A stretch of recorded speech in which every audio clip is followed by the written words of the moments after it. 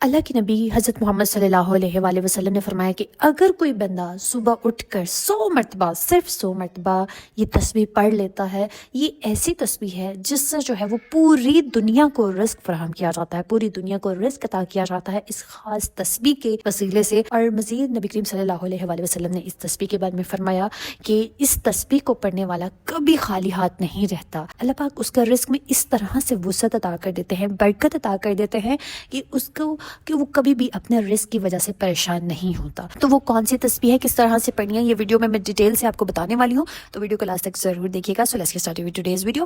बिस्मिल्लाहिर्रहमानिर्रहीम। अस्सलाम वालेकुम मेरी फैमिली, कैसे हैं आप लोग? उम्मीद करती हूँ सब खैरियत से होंगे। Welcome back to my channel and welcome back to another video. मैंने कुछ दिन पहले एक पोस्ट अपलोड की थी जिसमें मैंने इश्यूज पूछे थे कि आपको किस चीज़ का मेजरली सामना करना पड़ रहा है, और बहुत ज़्यादा मेरी बहनों ने वोट किया फाइनेंशियल इशू के हवाले से, रिस्क के हवाले से, कि रिस्क पे बहुत तंगी है। देखिए, इस हमारी पूरे लाइफ सर्कल जो है वो इसी के गिर्द तो घूमता है। हम कभी कोई मसला आ जाता है, कभी कोई इशू आ जाता है, कभी रिस्क रुक जाता है, कभी रिस्क कम हो जाता है, छिन जाता है, नजर लग जाती है। तो इस तरह के बहुत सारे इश्यूज जो है वो मेरी सिस्टर्स फेस कर रही होती हैं रिस्क के हवाले से।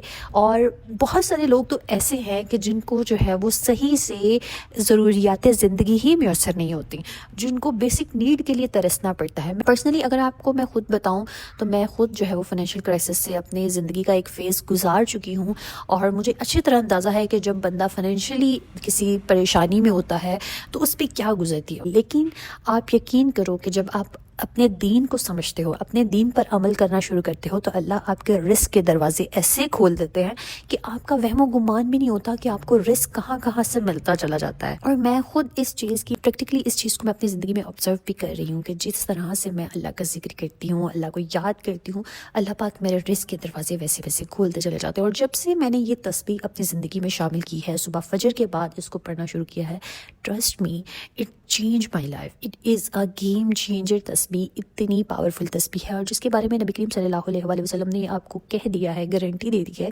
कि इस तस्बीह की बदौलत जो है वो पूरी कायनात को रिस्क दिया जाता है, और इसको पढ़ने वाला कभी खाली हाथ नहीं रहता। तो इस गारंटी के बाद आपको किसी और गारंटी की ज़रूरत नहीं रहती। तो चलते हैं इस वजीफ़े की तरफ कि इसको किस तरह से पढ़ना है।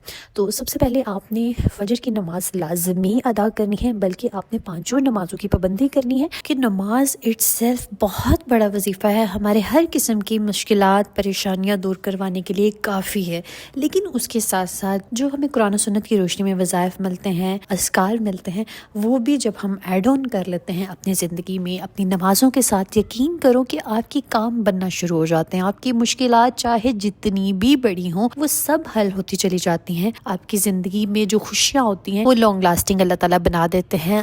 आपको अल्लाह पाक दुश्मनों के शर से, बुरी नज़र से, हसद से महफूज कर लेते हैं अगर आप इन अज़कार को करते हो। बहुत सारी मेरी सिस्टर ना बहुत ज़्यादा अफेंड हो जाती हैं इस बात पर, आप हर रोज़ एक नया वजीफ़ा बता देती हैं, तो हम कितने को वजीफ़े करें, कितनी को तस्बीहात पढ़ें। हम दुआ करते हैं, हम नमाज़ें पढ़ते हैं, वज़ाइफ करते हैं, लेकिन दुआएं कबूल नहीं होती, हमारी परेशानियां वैसी की वैसी ही रहती हैं, हम थक चुके हैं। तो इस बात पे वो बहुत ज़्यादा नाराज़ होती है। आप डेली वज़ाइफ हमें बताती हैं, डेली हमें नया वजीफ़ा बता देती हैं।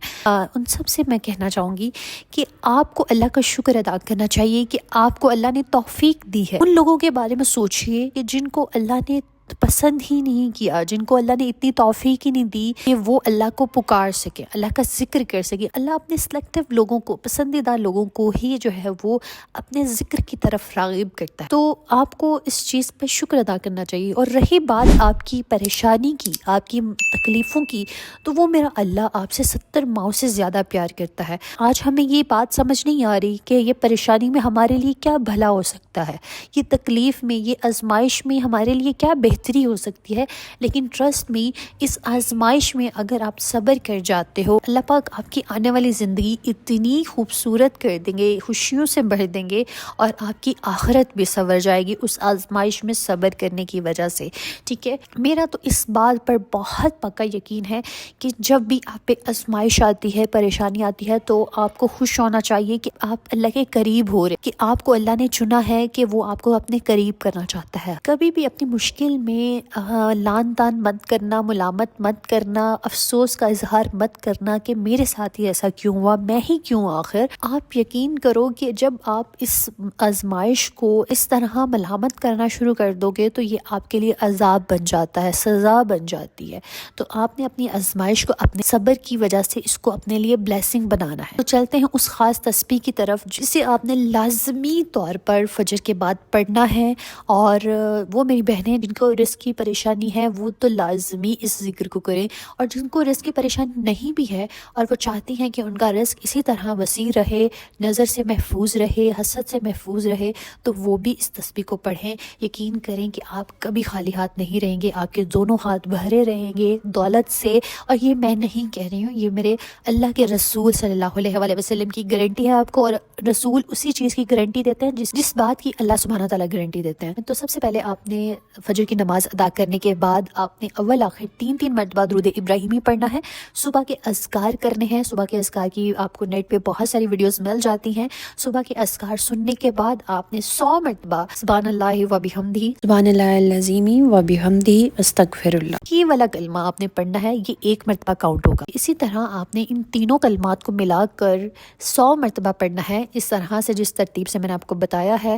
Trust me it is a very powerful تسبیح. آپ اس کو اپنی زندگی میں شامل کرو اور پھر اپنے رزق میں فروانی دیکھو، اپنے رزق کو بڑھتا ہوا دیکھو گے آپ اپنی آنکھوں سے، اور آپ دعائیں دو گے انشاءاللہ. مجھے صدقہ جاریہ سمجھ کے اس کو لازمی آپ نے سب اپنی فیملی کے ساتھ شیئر کرنا ہے، اس تسبیح کو، اس ویڈیو کو، تاکہ آپ کی وجہ سے کوئی بھی ایک بندہ فجر میں اٹھ کے نماز پڑھے گا اور یہ تسبیح پڑھے گا تو اللہ پاک آپ کی دنیاوی مشکلات آسان کریں گے، آپ کی آخرت بھی سنوار دیں گے. ٹھیک ہے، اللہ پاک آپ سب کی پریشانیاں دور کرے، آپ سب کی دعائیں قبول کریں. آمین ثم آمین. So let's get started with today's dua series. اللہ پاک گلستہ خان، ایم نواز، سائم خان، عمرہ ندیم، روبہ چودھری، اسمین خان، راشدہ یونس، گرین بیبی، احمد صبا انعام، آمنہ عمران، فاطمہ دانش، یاسمین، لائبہ علی، نیلوفر، سمیرہ احمد مغل، ایم خضر، رومان میمن، عابدہ شیخ، تہمینہ کوثر، ریفہ یاسمین، ہینا شاہ، انیس فاطمہ، ہینا دانش، ردا شہباز، احمد نیازی، نمرہ، سنبل خاتون، وحیدہ، راشدہ پروین، افشا خان، ایم نسیم، سمی، امائمہ، ارسلان، رافعہ یوسف، عفت بانو، رانی غفرانہ، امن کامل، دانش قریشی، شاہدہ نواز، مائلہ علی، امن طلال، سائرہ، کرن، طاہرہ، مونا، بشرا، سریا انور، سغرا رحمت، ارہا، مکائل، حیدر، سلمان. اللہ پاک میں جن بہن بھائیوں کے نام لے سکی اور جو میری بہنیں رہ گئی ہیں جن کے میں نام نہیں لے سکی،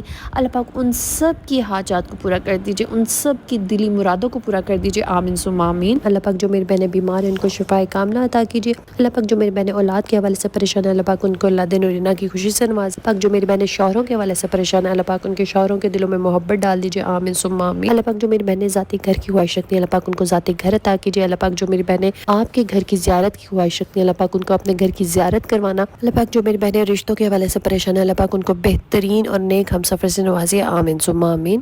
اللہ پاک ہم سب کے والدین کو صحت تندرستی والی زندگی عطا کیجیے. اللہ پاک جن میرے بہن بھائیوں کے والدین حیات نہیں ہیں، اللہ پاک ان کے درجات کو بلند کیجیے، ان کی مغفرت کر دیجیے. آمین ثم آمین. اللہ پاک ملک پاکستان پر خیر کیجیے. جتنے بھی لوگ سیلاب کی وجہ سے متاثر ہوئے ہیں، اللہ پاک ان کی زندگیوں کو پھر سے بحال کر دیجیے. اللہ پاک ہم سب کی دنیا اور آخرت کو سنوار دیجیے. اللہ پاک ہمیں دنیا میں بھی عطا کیجیے، ہمیں آخرت میں بھی بہترین مقام عطا کیجیے. آمین ثم آمین. بے شک میرے مولا آپ کے خزانے میں کوئی کمی نہیں ہے. اللہ پاک ہم سب کو توفیق دیے رہنا کہ ہم آپ سے مانگتے رہیں. آمین ثم آمین. اگر آپ لوگ بھی اپنے لیے دعا کروانا چاہتے ہیں تو کامنٹ میں اپنا نام اور دعا مینشن کیجیے گا. انشاءاللہ ہم سب مل کے آپ کے لیے دعا کریں گے. Stay tuned, stay blessed. اللہ حافظ.